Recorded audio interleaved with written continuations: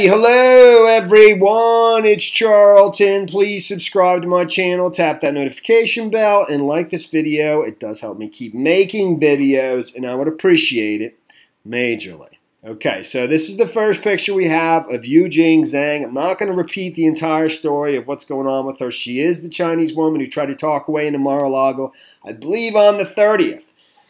And she was taken into custody that day after she had a number of different conversations with Secret Service and employees from Mar-a-Lago. They eventually determined that she wasn't supposed to be there, and they took her into custody for lying to She was charged with and held for lying to Secret Service agents, and I think crossing into a restricted area, something like that. So she was in court yesterday, and more was revealed about her. Actually, on that day, in her possession, they found 4 cell phones, a laptop, a hard drive, and also a thumb drive that had malware on it. And actually in court yesterday, the agent who interacted with her, I think, testified, or at least they had his account of that particular element of it, where he tried to put the hard drive, the thumb drive, into his own computer wherever he was stationed, at his checkpoint, and it immediately started downloading things. The only way he could stop it was to basically shut down his computer real quickly. And he wasn't, I don't think, some kind of computer forensics expert. He just,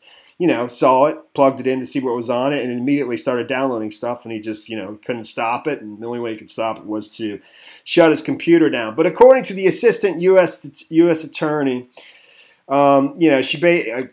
he claims she lies to everybody she talks to. That's what he said in court yesterday. I was wanting to make a video about this last night. It was so late, and I was just too tired to do it. But she lies to everyone she encounters, Assistant U.S. Attorney Rolando Garcia said during Zhang's bond hearing Monday. That bond hearing actually did not, was more or less postponed until next Monday, the 15th. They're going to determine whether or not they're even going to set bail. The U.S. Attorney, or the Assistant U.S. Attorney, is saying she's definitely a flight risk. She has no ties to the United States. That also came out in the court proceedings yesterday, that she is here on a B-1, B-2 visa, B-1 visa, where it basically allows her, these are both, she had 2 different passports in her possession. And that's her visa right there. But it's a B-1, B-2 visa. It allows her to be here for 10 years, from I think 2016 to 2026. She's been in the United States on I think 4 different occasions, but for this particular occasion, she literally just flew into Newark 2 days prior to showing up at Mar-a-Lago, I think on the 30th. So she literally flew from Shanghai, China, as I understand it, all the way to Newark, New Jersey, and then to Mar-a-Lago, according to her, to attend this UN conference, Chinese-American Friendship Conference that was supposed to be set up by Charles Lee and Cindy Lee Yang. She claims she actually wired $20,000 to that Charles Lee, as payment for attending this. They found other things in her hotel room after taking her into custody, $8,000 in cash. The other thing that was the craziest part of it was some kind of device, some kind of like secret device to basically detect hidden cameras, using radio frequency. So they said she was carrying 4 cell phones, 2 Chinese passports, a laptop, an external hard drive, and a thumb drive loaded with malicious malware. The Secret Service agent, Samuel Ivanovich, testified Monday that when the thumb drive was inserted into another agent's computer, a file immediately began to install itself. He knew it was something out of the ordinary, Ivanovich said of his coworker. He had to immediately stop his analysis and shut down his computer in order to stop it.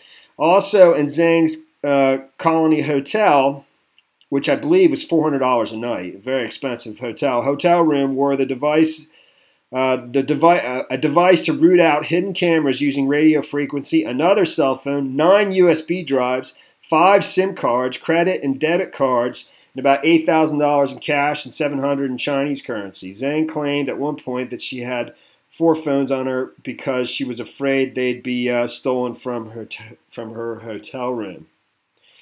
It's totally crazy, you know, and basically people are looking at her as potentially a spy for China. Although, I mean, the thing I have, the issue I have with, and she very well could be, it's just the obvious nature at how so easily she's, you know, apprehended. How did she expect not to be apprehended? It's almost like it was intentional, and you know, like she was meant to be caught, either to embarrass the president or what? I don't know.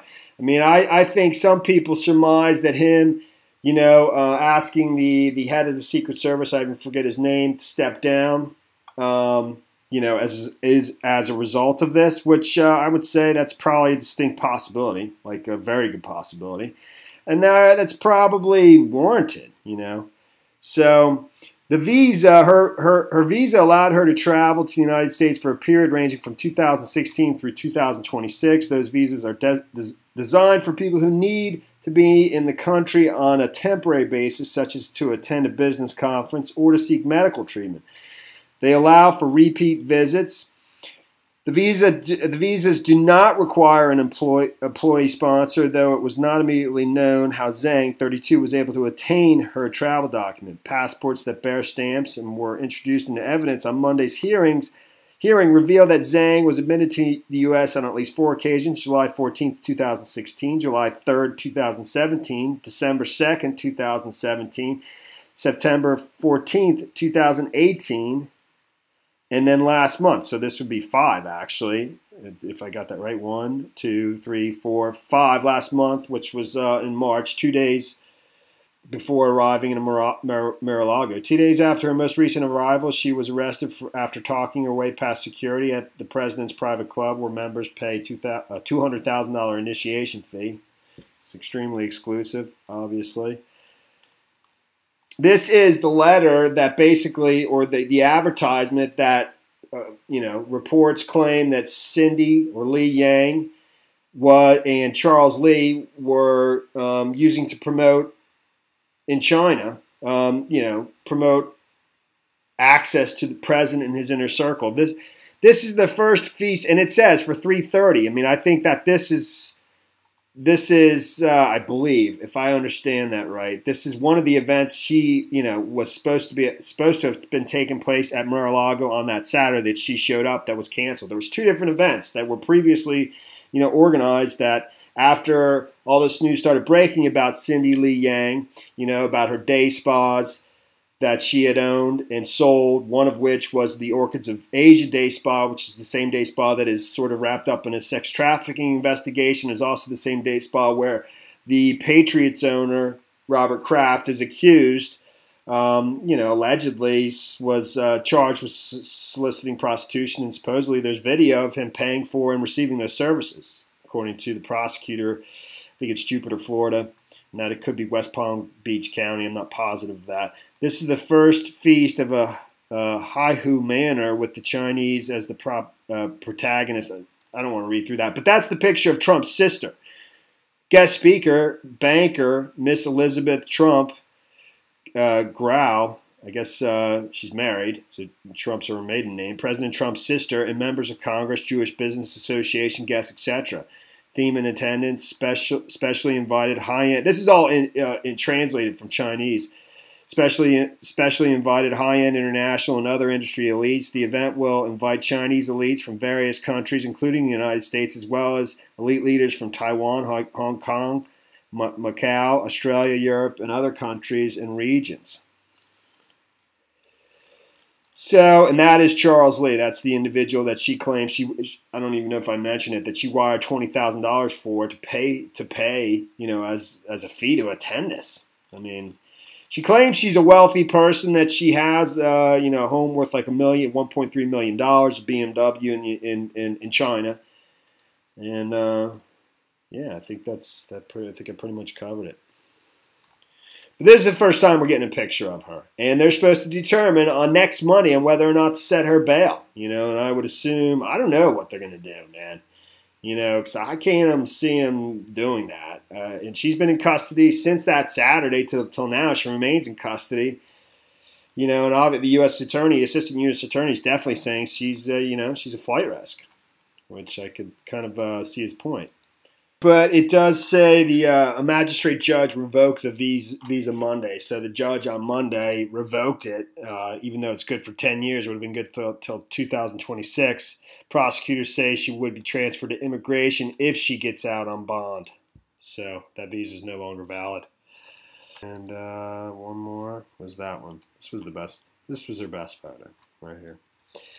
All right, well, that is the story there, man. That is the story there. Now you know what she looks like, and her bail hearing is on Monday, and we'll see where it goes from there. It's pretty crazy. Thanks for watching my videos. Please subscribe to my channel. Give me a like down below. I'll see you in the next video. Later, man.